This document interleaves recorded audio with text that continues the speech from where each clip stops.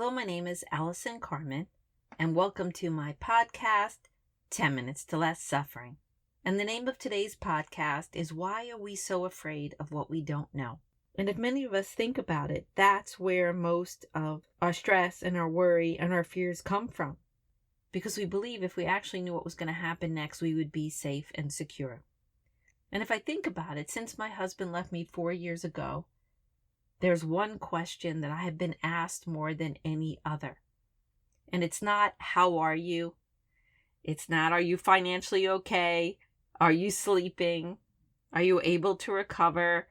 Are you ever going to go out with someone again? None of those are the most popular question that I am asked.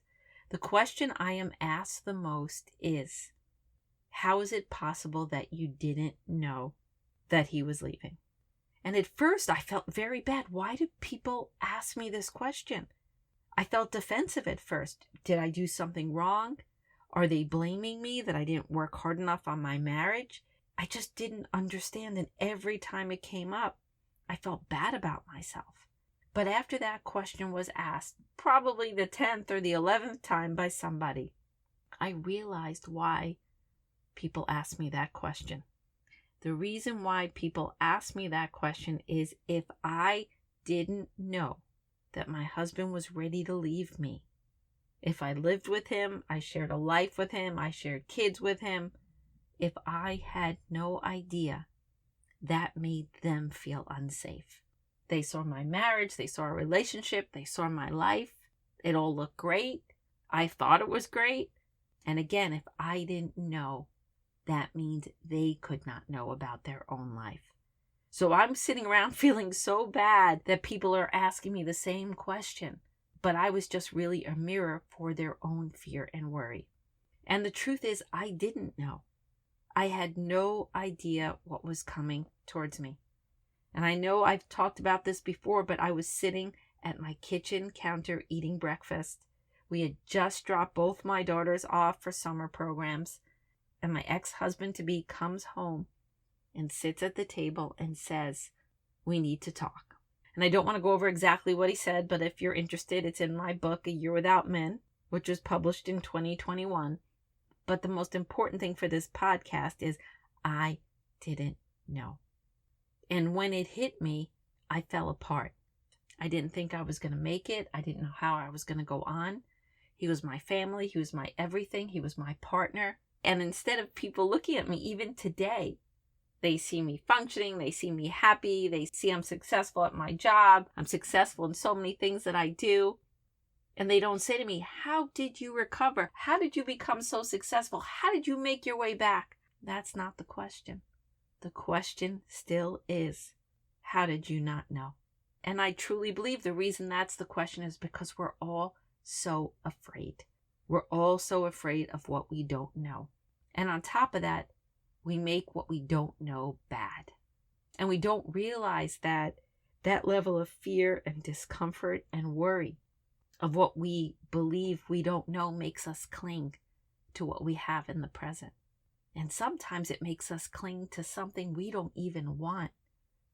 It makes us cling to safety and security of a job, of a relationship, of a friendship, anything in our lives. We hold on because we say it's better I have what I know than what I don't know.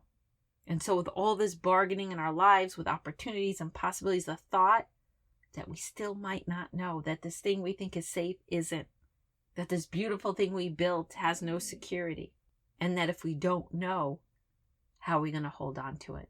And it's a very defensive way to live because we spend our lives trying to hold on instead of growing. We spend our whole lives trying to limit instead of expanding.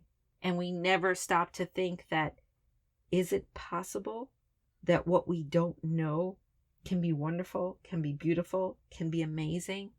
Is it possible that this yearning for safety and security is not living our best life? It's not living the best of what we can be. It's not expanding. It's just trying to hold on again and again and again to something that we can't. And I bring this up not to sound negative, but I bring this up to help everybody change the mindset, change the game, change the rules. It's not hedging against what we don't know. It's not trying to figure it out. It's not trying to hold on.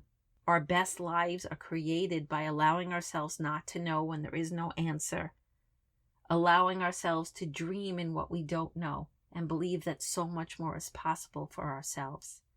To not cling, to not hold on to safety and security, whether it exists or not, it's limiting our true path in life. And when we stop being afraid of what we don't know, we join uncertainty. We join creation. We join the miracle. We join the place where all things are possible. And I know I say this all the time, but uncertainty is your best friend, because if you want your life to change, it has to happen in the unknown. So is it scary that I didn't know that my husband was leaving me? Yes, it can be a very frightening thought. But I think the more important conversation is what I did with that unexpected event. Where did I go? What did I do with what happens? I once heard someone describe one of the best ways to live life is like a surfer. When a surfer goes out to the ocean, they're hoping that they're going to get up on their board and ride the wave. And as they're riding that wave and they're in the moment and they're enjoying it, they know at some point they will fall off and they will go under. And they might lose their board, but they're going to try to get right back up again. And they're not thinking about the falling. They're thinking about being where they are. And there's so much uncertainty when you think about surfing, because you don't know the wave that's going to come in. You can't predict it. I'm sure you could say, oh, great, there are great waves today, but you can't really know what it's going to be like. You could learn good skills. You could have a good board.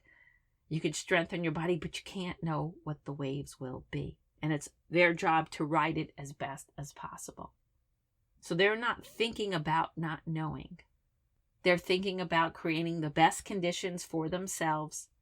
And when times are good, they are present. And that's a beautiful way to live our lives, to not make it about not knowing, to create the best conditions for ourselves and to be ready to ride the waves, to fall down, to get back up, and to not be afraid of what we don't know. There is a beautiful life in front of you right now, and a beautiful life to live. Ask yourself, am I living my life to know? Am I choosing safety over what's in my heart? Am I choosing security over creativity? Am I holding on because I'm so afraid of letting go? For me, sometimes I feel that my marriage in a way was taken from me, and I didn't know it was happening. And while some might find it scary, if we focus too much on that moment, we're going to spend our entire life avoiding what's coming our way. And sometimes it's going to come anyhow. But if we cultivate a mindset and a thought process that we realize that life will have its ups and downs, and we figure out how to ride the wave, and we love ourselves, and we know when we don't know what's going to happen next, it doesn't mean it's going to be bad. It could be good. It could be an opportunity. It could be the beginning of something amazing, even if we have to go through hard times. It's always best to look at the resources that you have, and don't let the unknown scare you. There's always new possibilities. There's always new opportunities.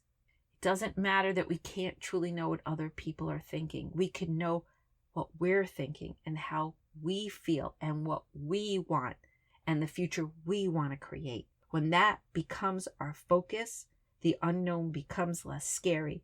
When that becomes our focus, no matter what happens, we get up again. We look out into the unknown, and we realize that it's okay that we don't know, but it's not okay if we give up. So much in life is about not knowing. But when you lean into that and you allow yourself not to know, you open up to the beautiful possibility that maybe the best is yet to come.